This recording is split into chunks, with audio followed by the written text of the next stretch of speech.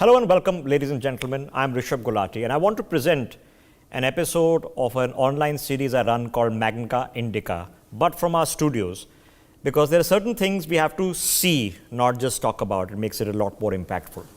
As we speak, the World Hindu Congress is happening in Thailand. Ladies and gentlemen, when the World Hindu Congress happens, when Hindus from all over the world gather, not just from India, but from Thailand and Cambodia and Laos and Indonesia.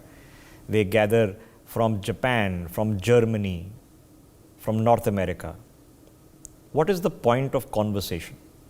And the point of conversation we've seen is turning towards re-understanding, re-awareness.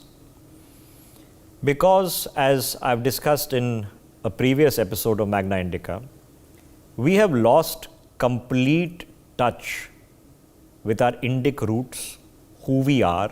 We are highly confused, vindictive and virulent about what Hindutva means, what Hinduism means, what Ram Rajya means.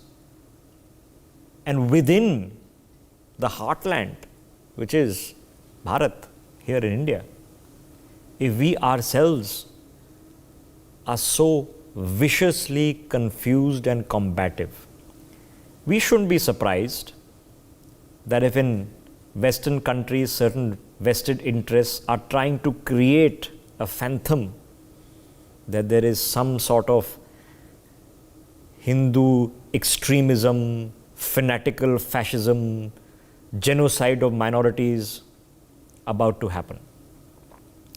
The points of conversation at the World Hindu Congress for the past couple of days have been, number one, the Thailand Prime Minister coming out to say that the roots of world peace can be found in Hinduism. Now, many people, Hindus themselves, will think Hinduism is a religion. And then we have to remind ourselves that no, it's a way of life. There is no one book defining Hinduism as a religion. It's a series of theosophies that has become modern day practice by amalgamating so many centuries of virtues, of stories of good and evil, of philosophy and how to live your life. Now, if you look at India, the crusades didn't begin here, the jihads didn't begin here, the religious wars didn't happen here, the First World War, the Second World War didn't start here. So perhaps there is a hope that in a country that has nearly 1 billion Hindus, has more than 200 million Muslims, which was the birthplace of Jainism and Buddhism, Sikhism, has never persecuted the Jews, has not done the jihads and crusades. Maybe the answer in diversity is to be found here. We discussed last week about the kingdom of Ayodhya in Thailand, which was the progenitor of the modern Thai state, whose current head of state is still called King Rama the 10th. So the Indic civilizational roots, whether Ramayana is performed in Bali or Laos or Cambodia, are equally large. And some of these are near cent% Buddhist majority countries. There are hardly any Hindus in places where they have no acrimony in saying that the head of state is King Rama. So there is a need for, and perhaps the first happy signs of an Indic and the Hinduic renaissance, a Punarjagaran taking place. Now, if you track European history, there's something called the Dark Ages of medieval Europe. There are a period of time that lost track. India seems to be emerging from that period of time that lost track. And the good thing is, if you saw the European model of how the sequence of events went, a classical revivalism when it turns into the Michelangelos and the Da Vincis, is an excellent thing. It becomes the progenitor of scientific thought. It leads to the Newtons. So a classical revivalism that is taking place, not just in Bharat, but amongst the quote-unquote Hindu peoples, the Indic civilizational roots across South and Southeast Asia, this classical revivalism is an excellent thing. But it needs to be put into a context, and sometimes that context is physical. So let's begin by putting an image on your screens. Let's put it up front, fully on our screen so that we can see it. So this, ladies and gentlemen, is recognizably the Qutub Minar in Delhi. Now you all recognize the Qutub Minar. At the bottom right end, of course, is the famed iron pillar. Now the iron pillar, we know, dates back to Ashokan Mauryan times. So the iron pillar, of course, is more than 2,000 years old. Ashokan Mauryan times, ladies and gentlemen, if you're watching from a foreign country, is in the context of the similar period around Alexander the Great, so the 2nd or 3rd century BC. The Qutub Minar, of course, is a more recent occurrence. It was built, or the construction began in the year 1200 by Qutbuddin Aibak. Firoz Shah Tughlaq completed the last story, the 5th story, in 1368. So what is the Qutub Minar? Sticks out in the landscape of the Mehrauli area of Delhi. What was it built for? So you can argue that it was built as an observation post, but most likely it was built as a victory tower. This was the victory of the first Islamic Sultanate to rule over Delhi. That's why they built this tower. And how did they build the tower? Now here's another image on your screens. Ladies and gentlemen, there is a colonnade that surrounds the Qutub Minar. This is a stone from the colonnade in which you see in the center, that's a cow with a hump. Now, why would an Islamic architect carve a cow into the stone of a victory tower dedicated to the rise of the Islamic Sultanates in Delhi? The answer is there's no reason, because the depiction of animate forms, as you know, is haram in Islam. So what explains the fact that along the colonnades you can find carvings of murtis? You can see one in the white stone and you can see one in the red sandstone, which is the smaller one. Female figurines. The bodies are there, but the faces are not there. And the reason, ladies and gentlemen, the faces are not there, have a look, the faces have been chiseled off, is because all of these stones were repurposed from Hindu, most probably Ganesh temples and Jain temples pre-existing the Islamic era in New Delhi, or in Delhi at that point of time. Here is the next example. That is recognizably the figure of Lord Ganesh with his trunk, but the face chiseled off. So probably taken from a Ganesh temple. This is the stuff with which the Qutub Minar was built out of. Now, some archaeologists, including people like K.K. Mohammed, argue that the inscriptions indicate that 27 Hindu and Jain temples were demolished and their stones were repurposed in building the compound, where, of course, Iltutmish is buried in the same compound, his grave is there, and to build the victory tower, which is the Qutub Minar. Now, let's put this into context, ladies and gentlemen, because context is important, which is why we are here.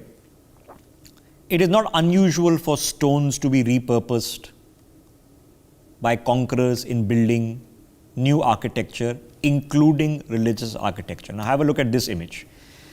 For many people, easy to recognize, that's the Vatican. This has been taken from on top of St. Peter's. I've been here, I've climbed the top of St. Peter's Basilica. I think I probably have an image which is almost exactly the same, but with me standing there in that balcony looking across the Vatican, and in the distance is the river Tiber. You cross the bridge and you head into the ancient city of Rome. Now have a look at the oval colonnade. It's always intriguing that a building that is square with a dome should have a very interesting architecture, that a square building is then angled into an oval and then further angled into a straight line. So have a look at the oval colonnade. Now let's take another image and a top-down look. So this is the oval colonnade from the top. You can see the oval. You can see on the top the very interesting angularity leading into the oval, and that is ironically called St. Peter's Square. It's not a square, it's actually an oval. Okay. Now I want you to burn this image of this oval in your screens, because I'm going to show you the next image. Okay. This, ladies and gentlemen, is the oval shaped amphitheater Flavium, also known as the Colosseum. The amphitheater Flavium, of course, built during the time of Vespasian and Titus, and it's the iconic landmark existing structure of Rome. It's been around for the better part of almost 2000 years. Now the reason this is an oval and this is an oval is not a coincidence, because all the stone pillars, which was the colonnade surrounding the Colosseum, built by the emperors Vespasian and Titus, were repurposed to build St. Peter's. That's the reason. And here's an example. Now have a look. This is the temple of Antoninus. This is also in the Roman Forum. You see the lines on the, have a look at this, the lines on the top of the pillars. These were carved in because ropes were attached in an attempt to pull down these pillars to repurpose them.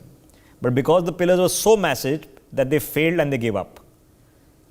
So this was a Roman temple whose pillars were being repurposed. So it wasn't unusual in historical times. And I mentioned Vespasian and Titus.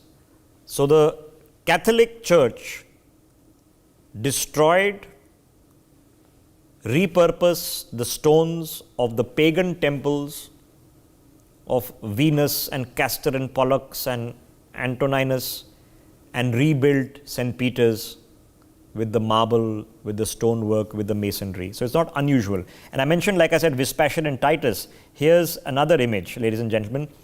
This is known as the Arch of Titus.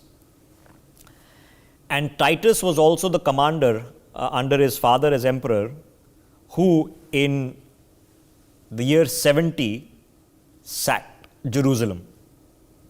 The Arch of Titus itself was built in AD 81. So this inscription dates back to AD 81, and this is depicting the sack of Jerusalem. And when they sacked Jerusalem in 70 AD, what did they destroy?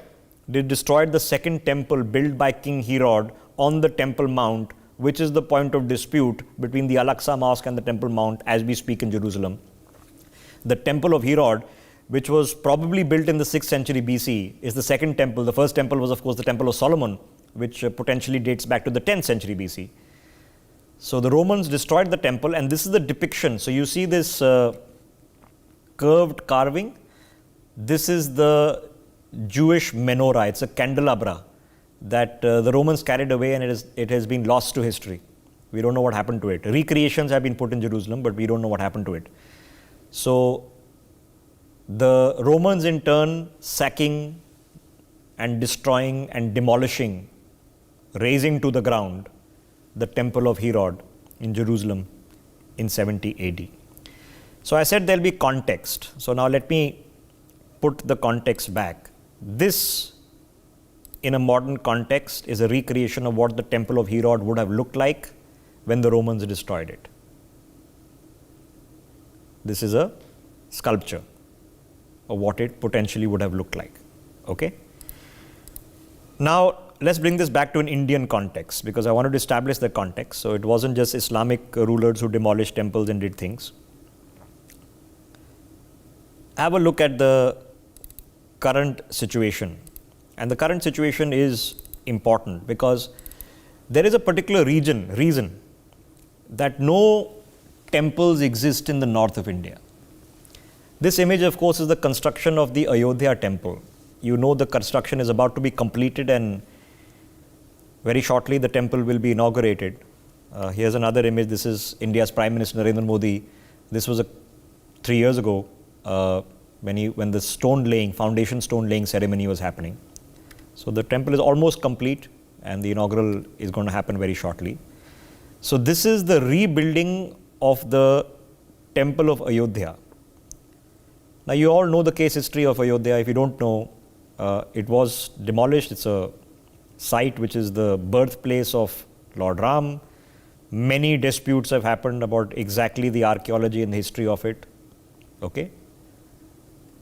But in Hindu Indic history, the birthplace of Lord Ram is as important as the birthplace of Guru Nanak, now known as Nankana Sahib, or Makkah, the birthplace of the Prophet, or a holy site of the Temple of Solomon. It's an important site. So temple is being built. Now why is the temple being built in 2023-24?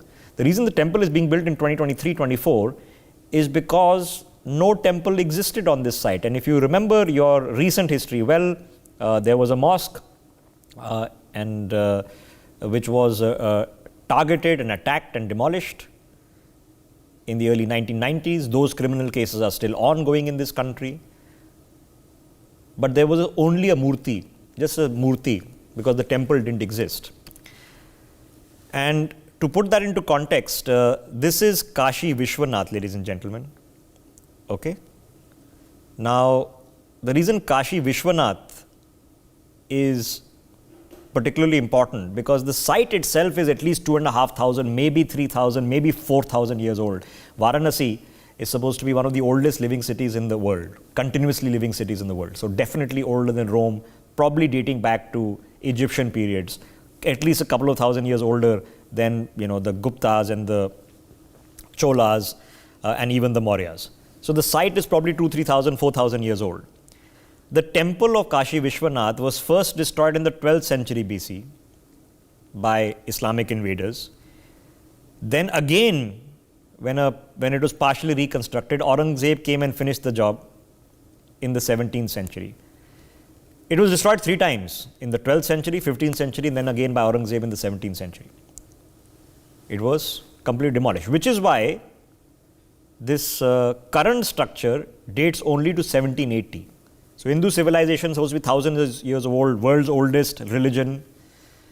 Why are the temples being built in 2023? This one is only 200 years old, and this one is credited to the Holkars. 1780 they built it. Then it was the Scindias of Gwalior. Daulat Rao Scindia's widow also made a donation. She built the colonnade that surrounds the temple. And finally in 1828, Maharaja Ranjit Singh made a large donation of gold for the temple.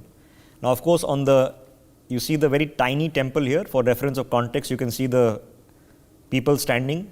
So it's a very tiny temple, just a couple of stories tall. It's a very tiny temple with a colonnade. This colonnade was built by the Gwaliors. The temples was built by the Holkars. This is all a couple of hundred years old, okay? Because there is, of course, on the left side is a mosque. Because the structure was demolished not once, but twice, but 3 times. Let me get another image if I can on our screens to put this into context. Here is a very familiar structure. Kedarnath, you all recognize this. There's massive flooding there in 2013. The Kedarnath is a Shiv temple. Now, mythology says that the site was first constructed upon by the Pandavas of the Mahabharata. The current structure was probably built in the 8th century by Adi Sankaracharya. Again, not a very large structure. You can have a look over here. For context, the people that are standing there.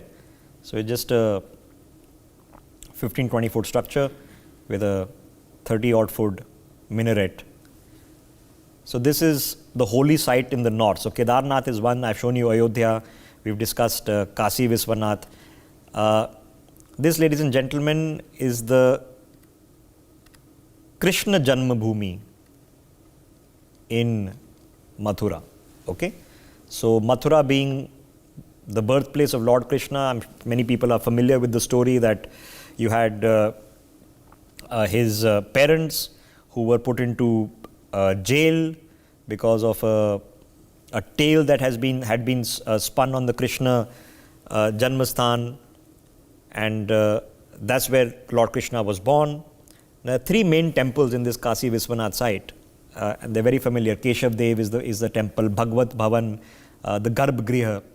Now, what is very interesting is that although the site construction archaeology probably dates back to the 6th century BC, so that is 2600 years ago, with one of the major temples being built under the reign of Chandragupta II in 400 BC. So the temple itself was built in 400 BC. Then, of course, in 1018 came Mahmud of Ghazni, and he made a large ode to the temple. He said that if I sit down and get my people to construct the temple, which is his architects and followers, it might take us 200 years with all our resources, with millions of dinars, and we probably couldn't build a temple this great. So what did he do? He took 100 camel loads of loot, and he literally tore down the temple and burnt everything else. So that was Mahmud of Ghazni in 1018. In 1207, a small Vishnu temple was rebuilt on the site. This current temple, you won't believe it, was built in 1982. Because when they restarted rebuilding the temple after the Ghaznavid period, guess who came along? Aurangzeb. And on the left side of your screens, of course, you see the Shahi Eidgah. So now let me just take you to the black and white photograph. Here it is. Okay. So this is the Shahi Eidgah. As you can clearly see, there's nothing around it, because they built the Eidgah on the spot, so nothing else could be reconstructed. This was the time of Aurangzeb. So the current temple, which is here, this is the temple, Krishna Janmasthan. This was built in 1982 by the Dalmia business house. So it's only just exactly 40 years old. Okay, and this is, of course, Dwarkadish in Mathura. So there is a reason, ladies and gentlemen, and let me take another example if I can. This is Pushkar. Okay, this is in Rajasthan. This is one of the only temples to Brahma. This is a 14th century temple, very tiny, very small. It's a one-story temple, tiny little plot. Okay, now you compare these temples to what I've just shown you of St. Peter's and whatnot. They're all small because they're all demolished and rebuilt over a period of time. So you can't find temples in the north of India. So where do you find them? You mostly find them in the south of India. And let's quickly now take you through some beautiful temples in the south of India. And the reason they exist in the south of India is primarily because they were never destroyed. This, ladies and gentlemen, is the Ranganathan Swami temple. This is a Vishnu temple. It is at least 2100 years old, is one of the oldest temples in the world, and is the third largest current Hindu temple, Ranganathan Swami. Then this is the caves of Eloda. This is the Kailasha temple in Eloda. This goes back to the 8th century AD. This was built by the Rashtrakutas. A couple of other lovely pictures of the carvings in the Eloda caves. They are world famous. Have a look. This is another rampant lions found in the Eloda caves. Remember, they are carved from sheer rock. This is the Adi Kumbeshwar temple. Now, the Adi Kumbeshwar temple, ladies and gentlemen, is a 12th century temple. This is a UNESCO World Heritage Site. It was built by the Cholas in the south of India. Currently, it's a Shiv temple, 9th century in fact, built by the Cholas. This is in Tamil Nadu. Have a look at this. Look at the carvings on this multi-story temple. Can you imagine that? Here you go, 9th century AD. Have a look at this. Okay. This is the Airavateswara temple.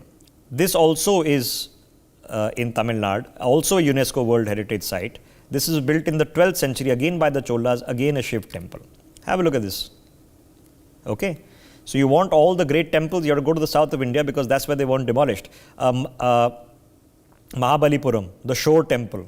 Have a look at this. Probably, again, 8th century, 725 is the figure given to us. Again, a UNESCO World Heritage Site, again built by the Cholas. Probably part of a massive complex that has since fallen into the sea. Have a look at this lit up at night on the seashore. Look at this. Absolutely gorgeous. This is taken from offshore. It's known as the Shore temple for this reason. This is the Brihadeswara temple. This is Thanjavur, very famous site in Indian history. Again, Tamil Nadu. This is a 5th century temple, so about 15 to 1600 years old. It was built upon by the Chalukyas, the Pallavas, the Cholas, all built on this site. Have a look at this. This is a Tamil inscription going back 1500 years, found in Thanjavur. Absolutely gorgeous.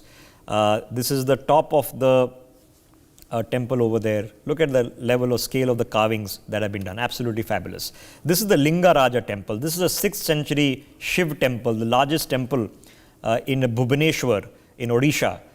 Vishnu temple, the current structure which you see over here is a 11th century structure built by Somavanshi, the king Yayati the first of the Somavanshi dynasty. Have a look at this. Again, Bhubaneswar. Look at this. The Dhwaj on top of the temple. This, of course, is the very famous Tirupati, Venkateshwara temple. As a Vishnu temple in Andhra Pradesh. This, ladies and gentlemen, is a 9th century temple. The next up is Bhogandishwar. Bhogandishwar is in Karnataka. Again, it's a 9th century Shiv temple dating back to the time of the Rashtrakutas. This is in Chikbalalpur. Absolutely gorgeous places. And finally, I'll leave you with Jagannath Puri. Now, Jagannath Puri, ladies and gentlemen, again a very, very famous site. It's a Vishnu temple. This dates back, the current structure dates back to at least the 12th century AD. Here's another site of Jagannath Puri taken from the opposite end. So this, ladies and gentlemen, puts you the context of you have to find the ancient temples in the south of India. But were they only in India? Not really, no. The reason was, have a look at this. Angkor Wat. Now, Angkor Wat, ladies and gentlemen, built in the 12th century by King Suryavanshi with the chief advisor by the name of Divakar Pandit. It was a Vishnu temple that later on got converted as the country gradually converted. This is in Thailand, in Cambodia, obviously, as the country converted to Buddhism. But initially it was a Vishnu temple. A beautiful shot, I'll just show you. This is the Prambanan temple in Indonesia. This is a 9th century temple in Indonesia. Okay? So at the same time, the temples that I've just shown you in the south of India, this is the same period, Prambanan in Indonesia. It's 47 meters tall.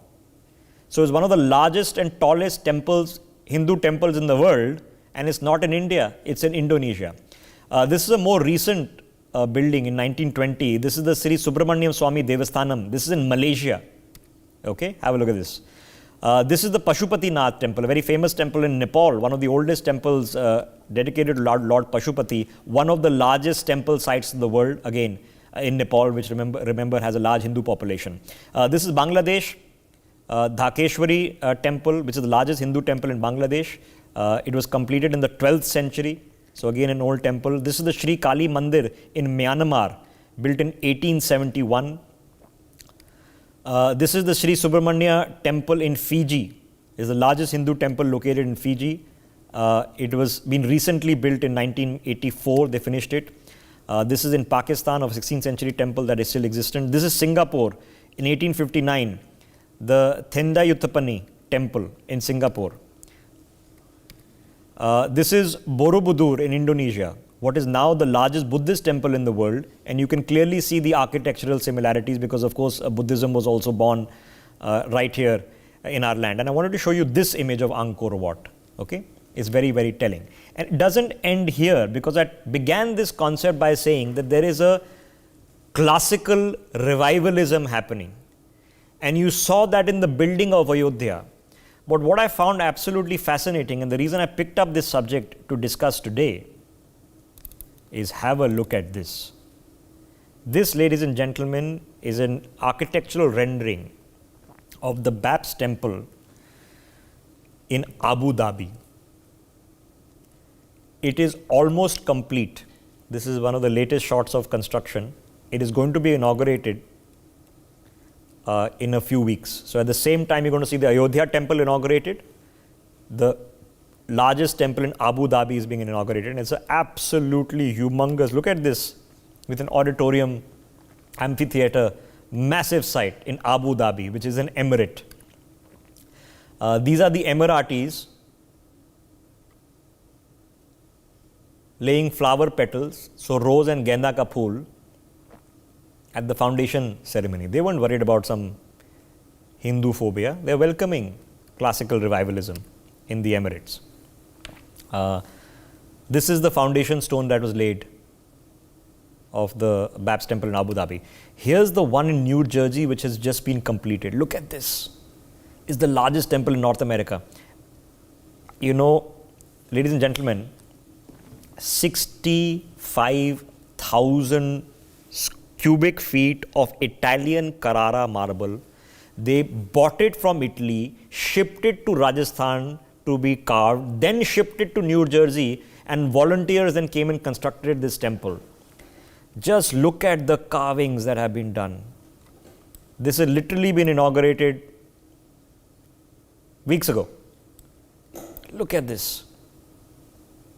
Absolutely fascinating classical revivalism happening. Not only, this is architecture, this is sculpture, this is art. Look at this. What a job they've done. Absolutely fabulous. Here's a look at the roof. Carrara marble, carved so finely. Absolutely beautiful. This is the Hindu mandir which is being built in Germany. We've interviewed the priest who's organizing this as we speak. This is the Mahalakshmi mandir in New Zealand, which is being constructed. This is the Swami Narayan mandir, which is being constructed in Bahrain. This is an architectural rendering. So you're seeing across the board classical revivalism. And that's a very happy thing. It's a happy thing for Bharat, for the civilizational roots of the Indic civilization that go from Indonesia to Malaysia, Thailand, Cambodia, Vietnam, Laos, Nepal, Burma, Bangladesh, Pakistan, Afghanistan, Sri Lanka. And it's happening all across the world. It's architecture, it's art, it's sculpture, it's learnings, it's philosophy, it's theosophy. And you're seeing it happen. So in the span of a few short weeks, you're going to see all this architecture being reborn, not only in the holy places like Ayodhya, but all over the world. And it's a telling compilation that we've tried to put together for you today. Thanks for watching. We take a break.